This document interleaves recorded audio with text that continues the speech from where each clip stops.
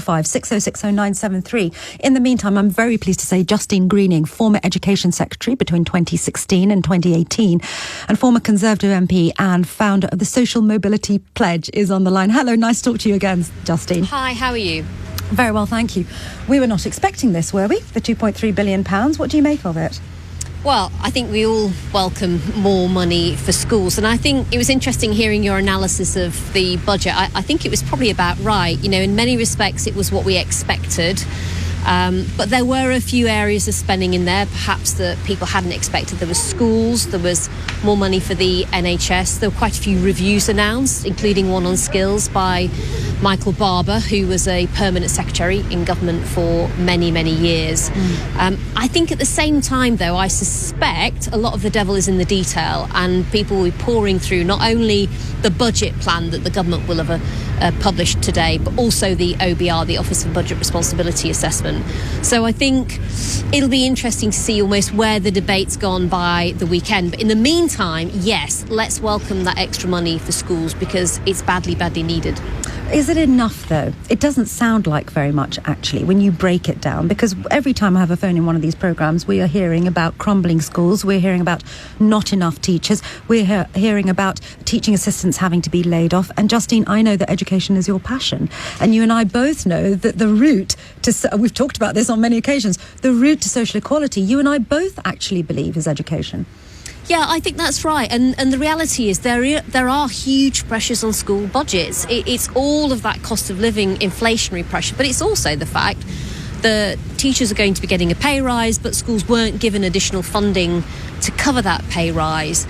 Of course, it's worth going back to the fact that about a year ago, Sir Kevin Collins was brought in to do a review on how to help schools catch up after COVID and what that was going to cost. He said that was going to cost $15 billion. So I think you're right to almost caveat the amount of this extra money for schools in terms of the pressures. But I think we still have to welcome it. I'd much rather see it there than not see it there. One area where I would have liked to have seen movement from the government, and maybe we'll get this in the coming weeks after the budget, is on the apprenticeship levy. You know, that's billions of pounds of money that is currently not being spent by companies on skills, on reskilling and upskilling, that could be if the rules were relaxed and made a bit more flexible for companies. So I hope that even though we've got through the budget today, that in the weeks and months to come we'll see more details on how we're really going to drive levelling up across the country. And I'd like to see more details still on how the Sunak government plans to achieve those 12 levelling up missions that Michael Gove set out back in earlier in the year in February for the government. Can I ask you a question about the politics of this budget? Are you one of those that accepts that Liz Truss got this economy into an awful lot of trouble and is responsible certainly for a chunk, if not a large chunk, of this £50 billion black hole? I think that so-called mini budget, never was a fiscal event less appropriately named. I think it was a complete mess, and I think it did have an impact on our economy, not least on investor confidence, but also business confidence. So I do think it put us back. I think there are some particular challenges facing Britain around access to talent and labour markets. Andrew Bailey, the Governor of the Bank of England, was setting this out yesterday. So there are some particular challenges we have to grapple with.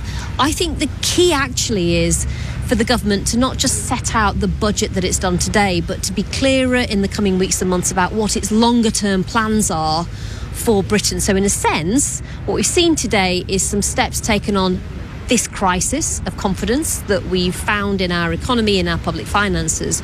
But I think what we haven't seen is that comprehensive plan for driving levelling up. And I hope that in the coming months, as that Sunak government has more time in office, that we'll be able to see much, much more of that detail, because I think for people on the ground and the mandate that this government got back in 2019, that's actually the key issue that they want to see tackled alongside cost of living. So you were talking about confidence there. The confidence you didn't mention, of course, is voter confidence. And there was, I'm sure you saw it, there was I can't find it to hand, but there was a very interesting poll that was done, I think it was YouGov, which suggested that actually the majority of the British population wants to rethink Brexit. And whilst I don't want to relitigate Brexit. The truth of the matter is, we've had Liz Truss, who was suddenly a born-again Brexiteer, saying the thing we need to do is slash tax for the rich and be kind of, boosterism and all of that. And now we've got a complete economic U-turn. I've described it earlier in this programme as probably an historic economic U-turn, the speed of which and the size of which we've never seen before. But what I can tell you is there will be people texting in and ringing me over the next couple of hours saying, Sangita, the easiest and fastest thing to do to recover economically for this country is either to rejoin a customs union or just go whole hog back into the EU. But we're never going to get it with Sunak, because what we do know about him, we don't really know much about his political ideology or even his economic ideology, but we know he's a very committed Brexiteer. And we're going to have to see the government make Brexit work. I personally think that you are not going to have a successful Britain post-Brexit unless you deliver levelling up. You can't, in a sense, decide you're not going to have freedom of movement, of labour across Europe, which is what we had before, and it meant that lots of businesses could, in a sense, bring in the skills that they wanted. You can't stop doing that without finally looking at how you make sure, as it were, we're not just energy secure. That's what we're talking about in relation to Russia and Ukraine. But we also need to be talent secure. We need to be making the most of the potential of British people. And I would have liked to have seen that whatever happened on Brexit, but we have to do that now. But Justine, I'm sorry to interrupt you, but it's not just British people. You and I both know that there are... admittedly, there is an increased number of people who are economically inactive. But what we know from businesses, and you know from businesses because you work with them all the time trying to level up, is that they cannot get people to do the jobs. And the quickest way to do that is to loosen our immigration policy and possibly rejoin a customs union and make sure there is better movement of people and capital. There's actually a third way as well, which is automation, and the fact that actually we're going to see a lot of that happening over the coming years. Yeah. And but people that's investment need to we don't upskill have. and reskill. And the challenge we've got, I think, and why people are frustrated is we are obviously, next year will be 7 years after we left the EU. And I think what we had wanted and needed was for this thinking about this transition Britain needs to go through to have been done before Brexit and then put into practice after we left. I think the challenge we've got is that we are going to have to make some decisions on how we can succeed as a country that has now left the European Union. I don't think we are going to go back and have that debate all over again.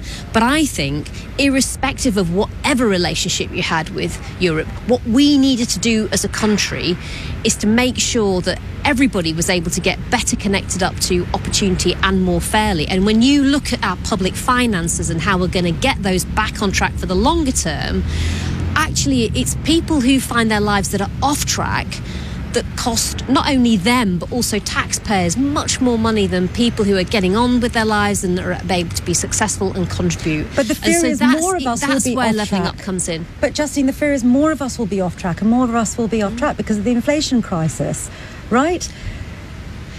Yes, indeed, and that's why you need to get inflation under control over time. But it's also why you need a longer-term plan around education and skills. And actually, it's not just about government, as we both know. It's also about businesses and employers changing, making sure they know how to reach that much wider talent pool that this country has, not just going back to perhaps the same kinds of communities, the same universities that they've always got their talent from, not saying that they need people with a degree when actually the role doesn't actually need that. There's a big part of how we drive a levelled up Britain that is about what everyone else has to do, and in particular employers.